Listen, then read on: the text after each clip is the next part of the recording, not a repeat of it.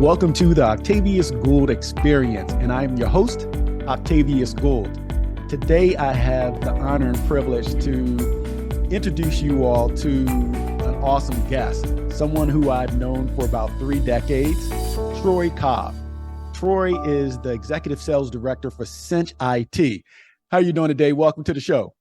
I'm doing great, Octavius. Thanks for having me on, man. I'm really excited about this. Troy, I am as well. My friend, let me start off by asking you, where did you grow up? I grew up in a great town called Willingboro, New Jersey. And why I say that is because Octavius knows about Willingboro. But I'm just going to stop right there. I'm not going to say anything else about Willingboro or Willingboro High School football. That's it, or track. I'm not going to say anything else. Oh, do I? Do I? I definitely know about Willingboro. I have a question, and I was thinking about this as I was preparing for the podcast and looking at your impressive backgrounds. What is a cheermus? What are the cheermus? Willingboro cheermus. I've always wondered about that when you guys were beating us or we were beating you back in the 80s. We won't tell our age here, but what is it? So a chimera is how Oh, it's pronounced. Chimeras. The chimeras, it's a lion with wings, and I think it has like a serpent tail. It's a fictional character that's just supposed to be all powerful. wow. Well, now you know I graduated from the University of Minnesota, so forgive me. But what's interesting, Troy, is when we started talking and communicating on social media, I think it's a testament to the importance of looking at that platform as an opportunity to develop relationships. You and I, again, played against one another in high school when I was at Pemberton, for those mighty Hornets, and you were at Willingboro. But we would communicate in DMs, not just like one another's posts, but communicate and really check on one another, just even if it was a, how are you doing? So how has social media helped you get to the point you are as it relates to having developed relationships in business? So the number one social media platform that I use for business is LinkedIn. So what LinkedIn allows a small business owner like myself to do is to build from a platform that's relatively inexpensive. And you get to, as long as you're dedicated to it, you get to form your brand on that platform. Whereas before, if you didn't have some type of television, enough money to get on TV or enough money to get on radio, you really didn't have a platform to build your brand. So LinkedIn allows you to do that. And you just got to be consistent with it and be conscious of how you're building your brand. One thing that I learned is, since I'm IT, and when I first got on LinkedIn or bought this IT company and I got on LinkedIn, I'm just cybersecurity, IT, you got to have this, you got to have that. And my mentor, my franchisor, he said, you know what, you got to tell people about you. You notice when Cinch IT Corporate puts something out on LinkedIn, it's hardly ever about cybersecurity. It's almost always about our guys, the employees that work for Cinch IT, things we're doing for charity, special events that we have. We hardly ever talk about IT. So I started doing that, talking more about how I grew up, talking more about the things I believe in. And those were the posts that I would get thousands of comments and views on. Whereas the other posts where I talk about cybersecurity, things I think are important to people in their business, I might get 200-300 views and comments on. So I Yeah. learned a lot from that. That's interesting that you say that, Troy, because I'm always fascinated by content on social media that has nothing that's going to help anyone progress within their career or even as a person, Yeah. that will get hundreds of likes because of the type of content it is. And I won't get into what that content is. I think you know where I'm coming from, and our listeners or people who are watching, they know what I'm talking about. But then you get someone like yourself or some of the other professionals that I admire who really post compelling content that's going to help someone enhance their core competencies or focus on how to execute on their goals, or in the case of your business, become more astute as it relates to IT, which is one of the most profitable industries out there. And we'll get 30 likes, 40 likes. Yeah. Do you laugh at that stuff as well?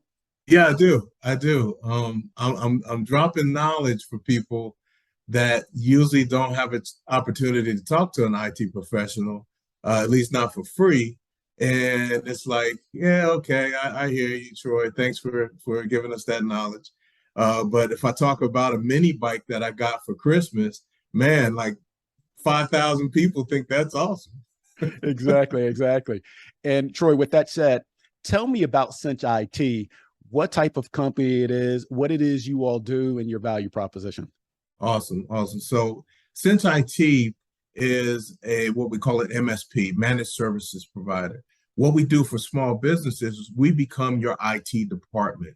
So instead of having to go out and hire an IT guy for maybe 70, 80 grand a year, and you have that one IT guy, and he still needs benefits, and he still needs to go on vacation. And what do you do when he's out sick?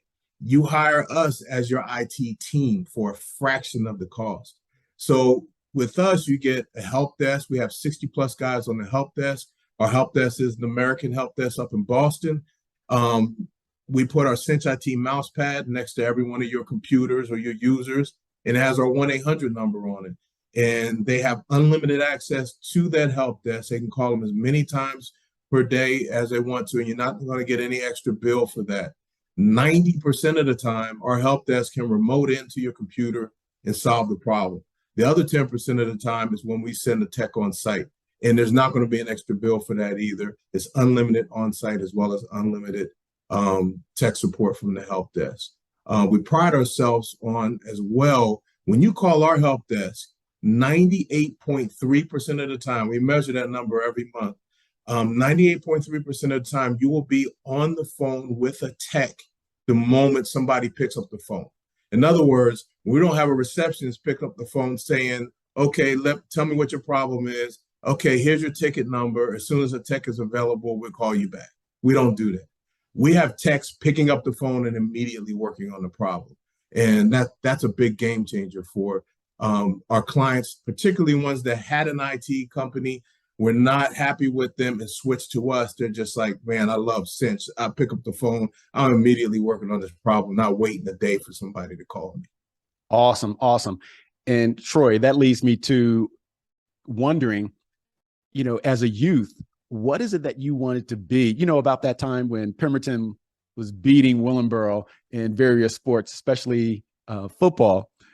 What is it that you wanted to be as a youth, and what led you to IT?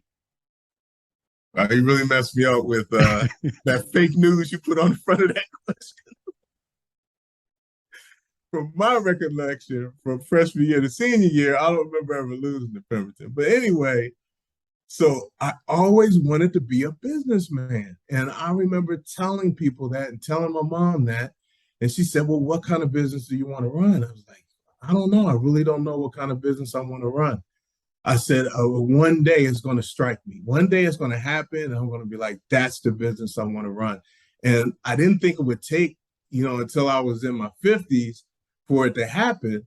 But when COVID hit and the company I was working for got hit pretty hard, particularly the vertical market that I was in, which was live events, I sold into that market for high-end projectors and direct view LED walls. Just live events weren't happening anymore. So the dealers, or what we call stagers, that would buy that equipment weren't buying anything.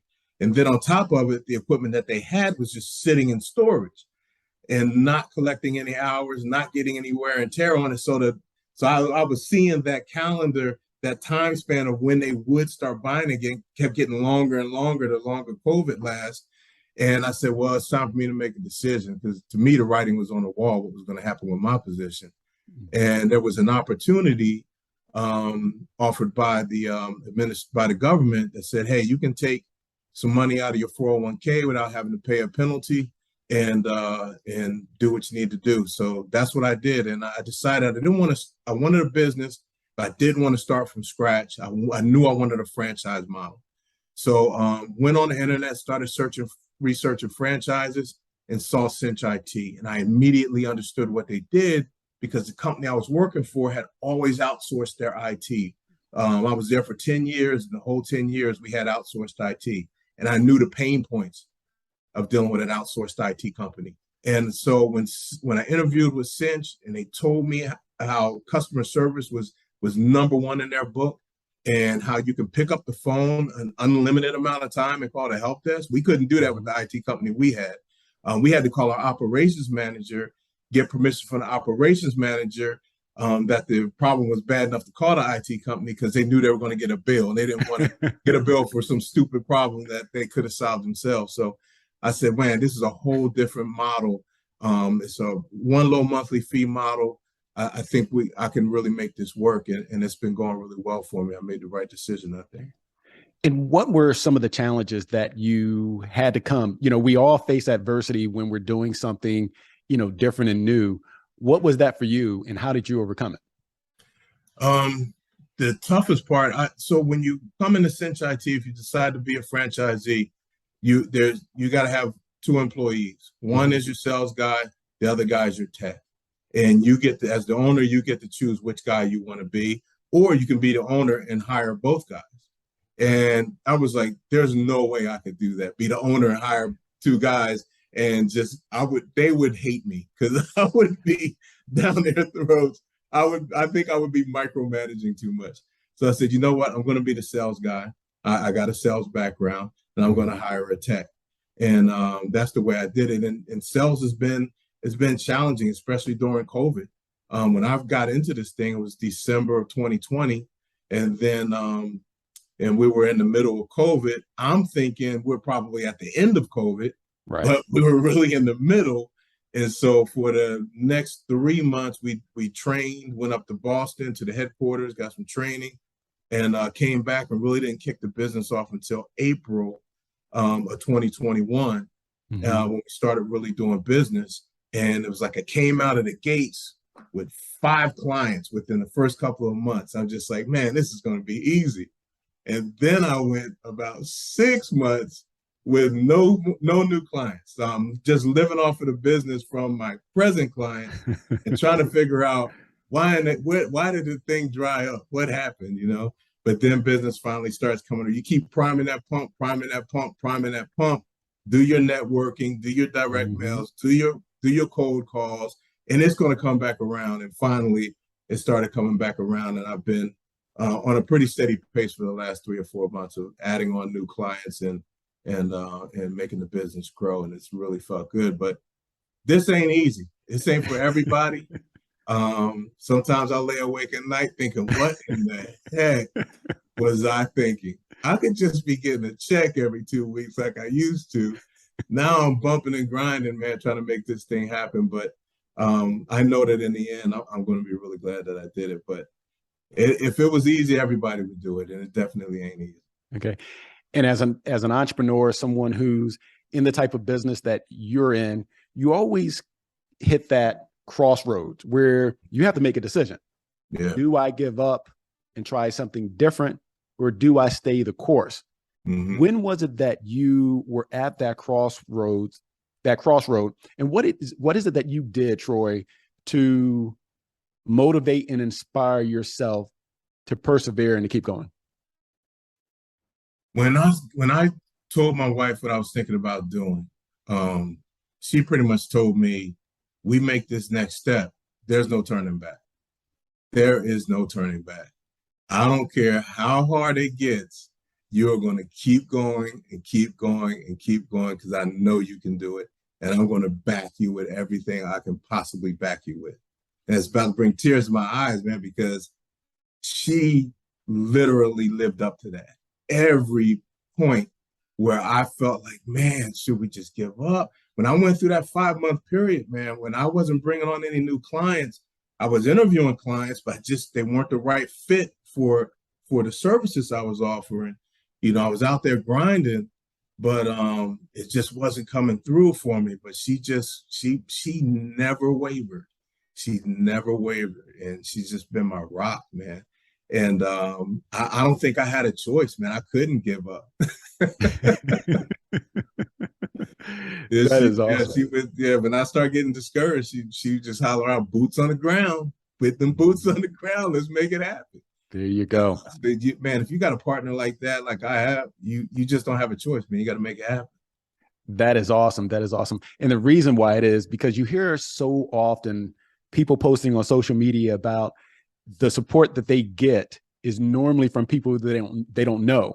And here you are, the most important, one of the most important people in your life, provided you with that support, was right there by your side, giving you that inspiration. How important is that for someone who is looking to become an entrepreneur or try any type of endeavor that is outside of their comfort zone, to make sure that they have in place to have that stability to be successful? If you already having problems in your marriage, being an entrepreneur is not a step to take if you don't have a solid relationship with your spouse. It will test your relationship. And it will let you know if you really do have what we like to call a ride or die. Yeah, I've got a real ride or die, man, because it's been a tough road, but we're finally heading up that hill now, and it's gonna be good. I think we're gonna be real happy this time next year. That is awesome. That is awesome. First of all, kudos to your wife for providing you that support and being your rock. I love to hear that.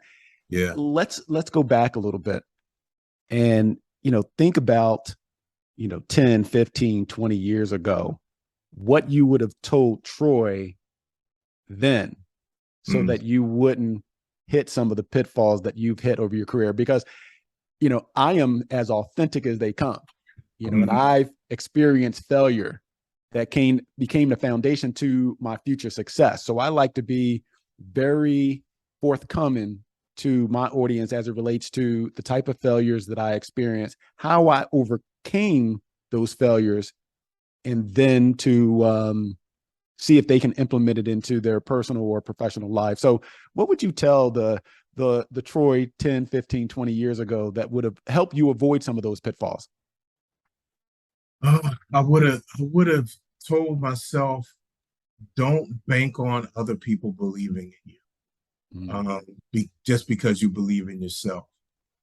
There's a lot of reasons why people will hold you back or keep a foot on your neck. And I think we all know what I'm talking about. But and it's not necessarily racism, but there is definitely some implicit bias going on in most workplaces today. Troy, one of the things that I've spoken to people about in the past was the challenge within the IT industry as it related to qualified minorities being provided opportunities, more specifically women. What has your experience been like? It's hard to say when you're in business and you're doing business with another business. I don't know how much race or bias really plays into that.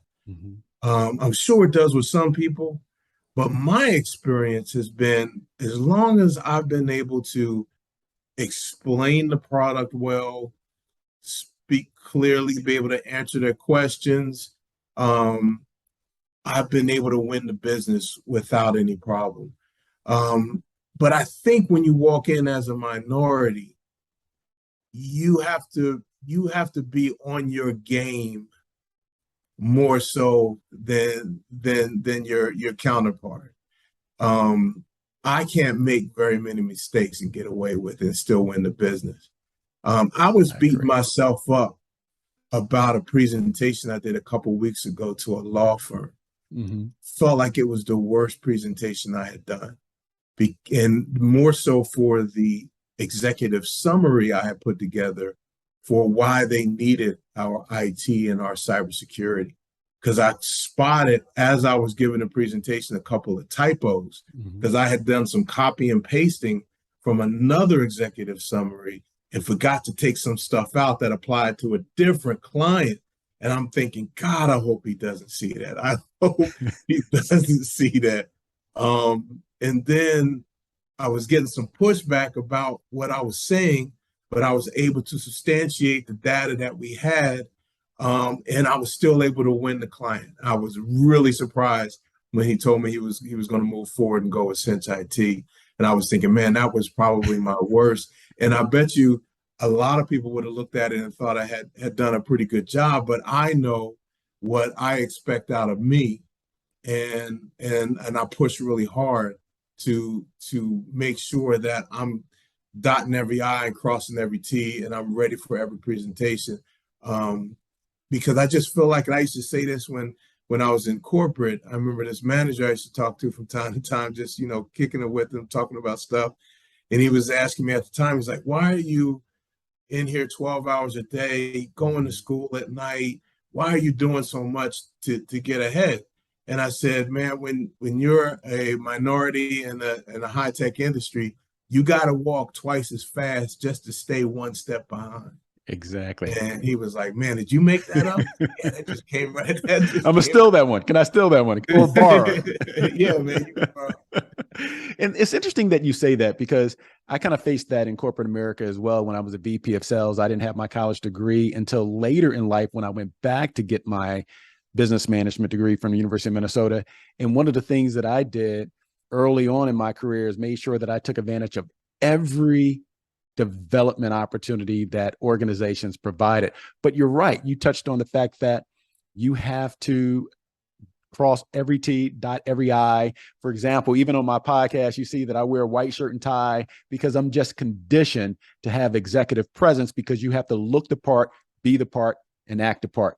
And for you, that obviously has been a personal model that allowed you to get through your career with a level of success, right? Yes, definitely. Whenever I go to my presentations, I always got a shirt and tie on, usually a full suit if it's not too hot out. But yeah, you definitely got to look the part, man. Definitely. Yeah. One of the things, Todd, I'm sorry, Troy, that you said, you like to read the room, and that's one of the skill sets that you've developed and that allowed you to, one, develop relationships, but get ahead in your career. How do you do that? What's the tip that you can give someone to help them be better at reading the room? Listen.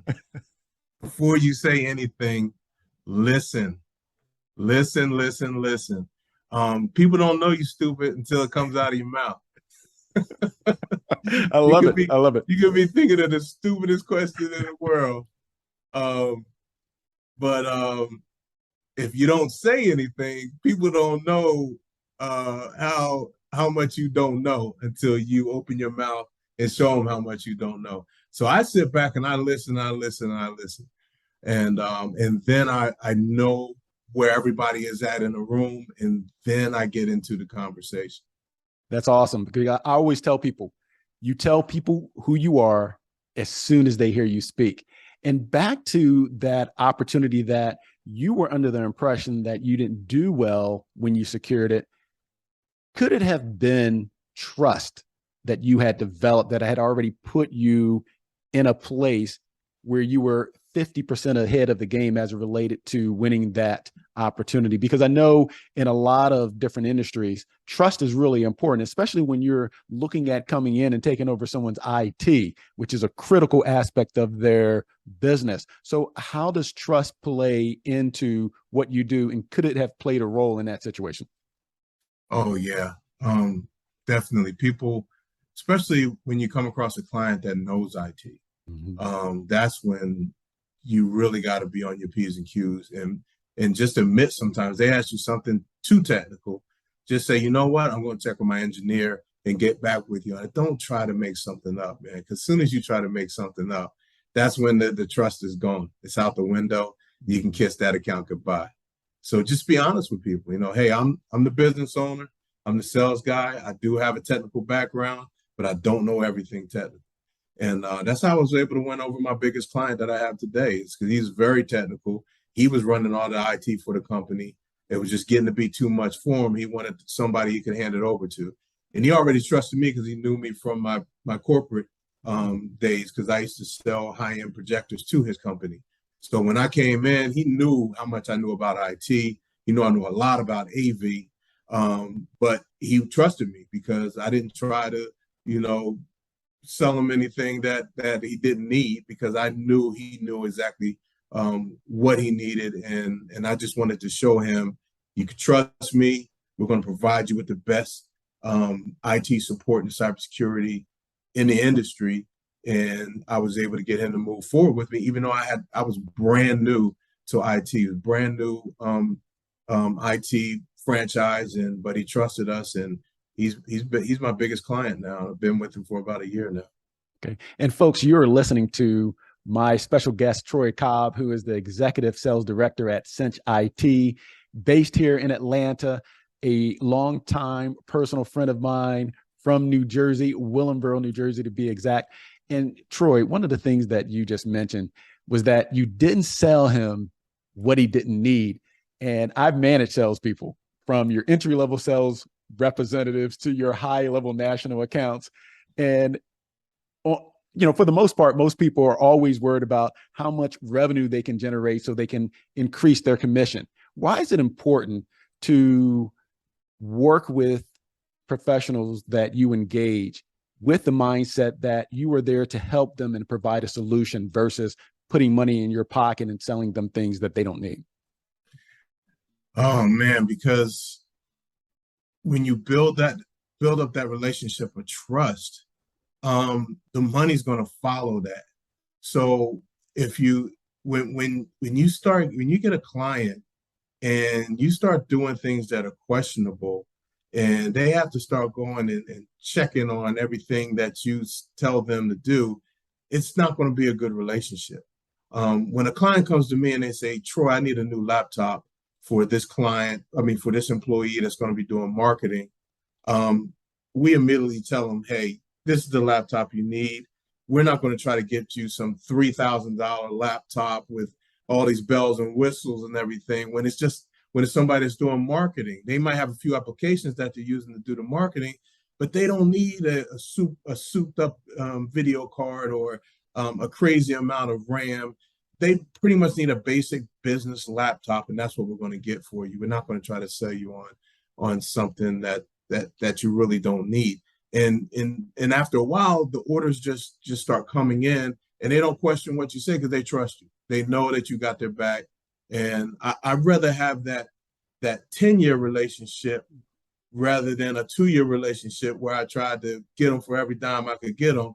I'd rather have that trusted 10-year relationship where it's going to be everybody gets to eat that way, right? Exactly. They keep their budget under control, and you keep making some money, and everybody's happy. I can appreciate that. Troy, one of the things that I like to talk to people about when they think about their youth, whether it had been an organization that they were a part of, the band that they were a member of, or a sports team, how did sports play a factor in how you are as a business professional today? Oh man, football was everything for me, man. And you should know that from all the times I hit you in the backfield. So to go back real quick, Octavius was a running back for Pemberton High School. I was the middle linebacker for Willingboro High School. So I was captain of the defense. And we used to spend every week, you play at different high school. And so all week I would just study film. I'm just studying Octavius. And I knew every behavior he would do before the play. And like if you jumped up, I still remember to this day, if you jumped up and started shuffling your feet like this, it was a draw. It was different things you would do. I was like, he's going to the right. I studied film. I studied Octavius Gould every single year for a whole week to make sure we could stop him, because he was pretty much the only person we had to stop on defense. But that discipline is what you take into business. Like I have a presentation tomorrow for what would be my largest client ever. And I've been studying film.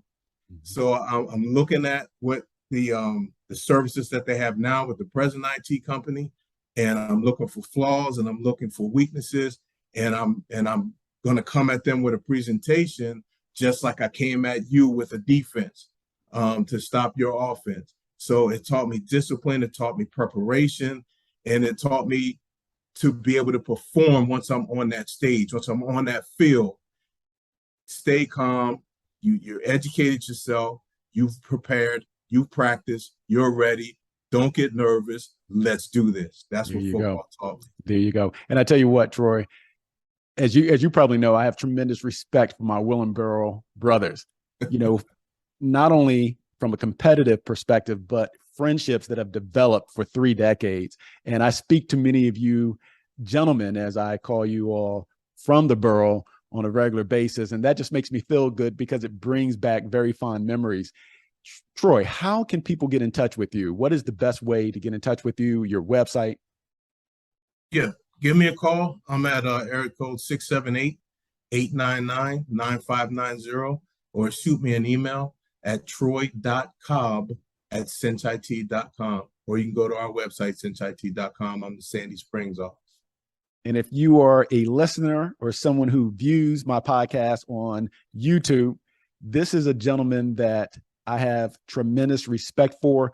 Troy Cobb will not only help you tackle some of the things that keep you up at night within your business environment, but more importantly, he will be someone that you can trust, who will become a friend. So Troy, I appreciate you being on my podcast. We're going to have to do this in person in Atlanta after we go somewhere and have some soul food. Okay, man. Sounds good. I look forward Well, to it. I just want to thank everyone for joining today. Hit like, subscribe, and share. Make sure that you follow Troy. Reach out to him if you have some IT needs. And I'll see you in the next episode. Troy, thank you for being here today. I appreciate you, my friend. You have a great day, and everyone be safe. All right. Thanks, Octavius.